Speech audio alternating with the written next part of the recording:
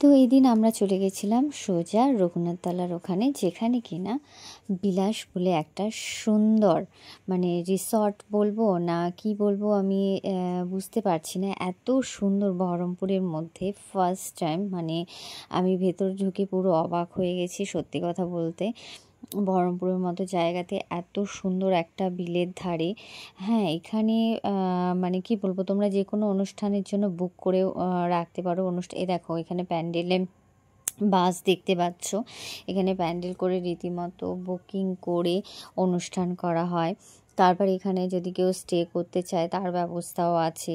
সামনে একটা অসাধারণ মানে কি বলবো পুল আছে, তারপরে বিল আছে যেখানে সবসময় একটা হাওয়া বইছে, এত সুন্দর পরিবেশ। সুইমিং পুল আছে, চাইলে তোমরা ওখানে স্নানও করতে পারো।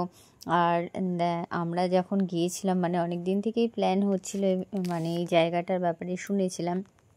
তো ওখানে গিয়েই দেখো সবাই যে যার মতো ছবি তুলতে শুরু করে দিয়েছিল। শুনেছিলাম কিন্তু যাওয়া হয়নি, মানে যেদিনই প্ল্যান করছি বৃষ্টি, মানে যখনই যাব ভাবছি ওখানে তখনই দেখছি বৃষ্টি। এখানে ছোটোখাটো অনেক পাখিও দেখতে পেলাম। আর সোনাই ওখানে গিয়ে ভীষণ মানে মজা পেয়েছে। এখানে একটা কাপল জোনও আছে, তোমরা দেখতেই পাচ্ছ। আর সোনাই গিয়ে এত খুশি হয়েছে যে ওখানে গিয়ে পুরো ছুটোছুটি করছে। তো দেখো বিলে হাওয়া কি সুন্দর বইছে।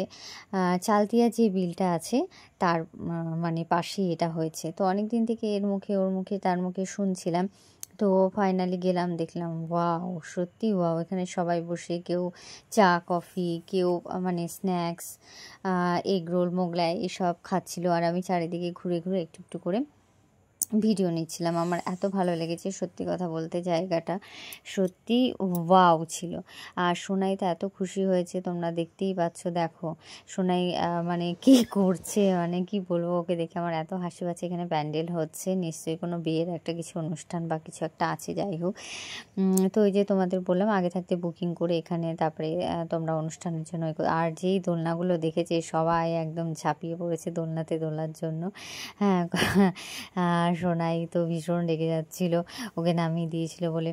তো এখানে অনেক ছোট ছোট হাঁসও দেখতে পেলাম, বেশ ভালো লাগলো জায়গাটা, সত্যি খুব সুন্দর। দেখো আর আমরা গিয়েছি মেঘ করে আছে, বৃষ্টিও হচ্ছিল হালকা হালকা। তো তার মধ্যেই আমরা ঘুরছিলাম। দেখো সোনাইরা কত মজা করছে এরা দোলনাতে। হ্যাঁ তো আর আমি নিজেকে সামলাতে না পেরে আমি নিজেও উঠে পড়েছি দোলনাতে দুলতে। আমার তো ভীষণ ভালো লাগে। তো যাই হোক, ভীষণ মজা পেলাম, অনেক দিন পর এরকম বাড়ি থেকে বের হলাম, সত্যি কথা বলতে বেশ ভালো লাগলো সময়টা কাটাতে। তো কিছুক্ষণ যেতে না যেতে সোনায় খিদে পেয়ে গেছিলো, যেহেতু দেখো সোনায় বলছে না আমি অর্ডার দিব। আমি বলছি তুই পড়তে জানিস যে তুই অর্ডার দিবি?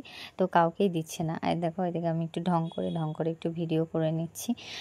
তো সবাই যেহেতু খিদে পেয়ে গেছিলো, তো ওখানে বসে আমরা ডিসাইড করে নিলাম কী খাবে। তো ওই দেখো সোনায় বলছে আমি 10 রুপয়ে কা তুত্তুরে, মানে ওর তো কুরকুরে ছাড়া আর হয় না। তোমরা সবসময় ওর হাতে কুরকুরে লেস এগুলো দেখতেই পাবে। তো এখানে চিকেন পকোড়া অর্ডার দেওয়া হয়েছিল, যেটা সবাই। আর এই ম্যাডাম হচ্ছে চা লাভার্সদের মধ্যে পড়ে। তো উনি চা ছাড়া ওনার দুধ চায়ের জন্য নাকি উনি সব কিছু করতে পারেন।